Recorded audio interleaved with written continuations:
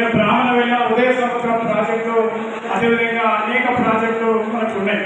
కానీ దురదృష్టం ఏంటంటే గత ప్రభుత్వం నిర్లక్ష్యం మూలంగా 10 సంవత్సరాల కాలంలో నల్గొండ జిల్లా తీవ్ర అన్యాయంగా మరి మన ప్రాజెక్టుని కూడా మరి నత్తనడగా సాగడం మూలంగా ఏ ఒక్క ప్రాజెక్టు ముందుకు పోలేకపోయింది.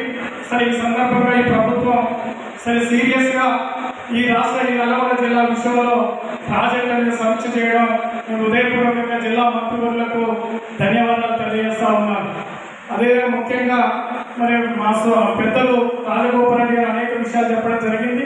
సరే ముఖ్యంగా దేవరకొండ మంగోడు నియోజకవర్గాలు అత్యధిక ఫ్లోరైడ్ పీడిత ప్రాంతాలు, 1 ఎకరం కూడా సాగునీరు లేనటువంటి నియోజకవర్గాలు ఉన్నటువంటి నియోజకవర్గాలు కనుక ప్రత్యేకంగా నల్గొండ జిల్లాలో ఆ 2 నియోజకవర్గం సంబంధించినటువంటి ఇంటి ఎత్తిపోతల పథకాన్ని పూర్తి చేస్తే సస్యశ్యామం కావడానికి అవకాశం ఉంటుంది. ముఖ్యంగా మరి అదేవిధంగా శివనగూడెం ప్రాజెక్టు నుండి సమస్త నారాయణపురం చౌటుప్పల వరకు మరి ఒక లిఫ్ట్ కెనాల్ తీసుకొస్తే ముఖ్యంగా రాచకొండ పరిధిలో పూర్తిగా చౌటుప్పల నారాయణపురానికి కూడా సాగునీరు రావడానికి అవకాశం ఉంటుంది. అదేవిధంగా బ్రాహ్మణవేళ ఉదయ సముద్రం ప్రాజెక్టు నుండి మరి కిష్టాపురం వరకు నాడు కాలువ ఉన్నది, కాలువ పొడిగిస్తే 10,000 ఎకరాలకు సాగునీరు వచ్చేటువంటి అవకాశం ఉంటుంది. మరి దాన్ని వెంటనే అలైన్మెంట్ చేసి భూసేకరణ పూర్తి జరగాలి.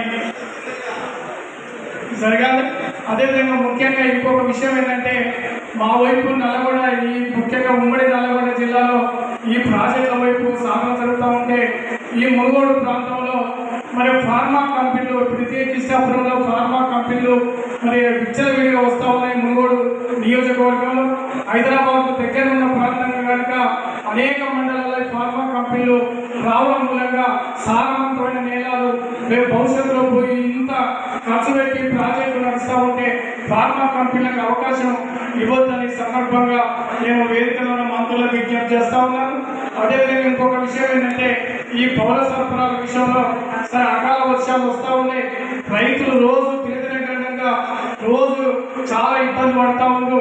అందువల్ల ట్రాన్స్పోర్ట్ లారీల కొరత ఏర్పడతా ఉంది. తీవ్రంగా రైతులు ఇబ్బంది పడతా ఉన్నారు.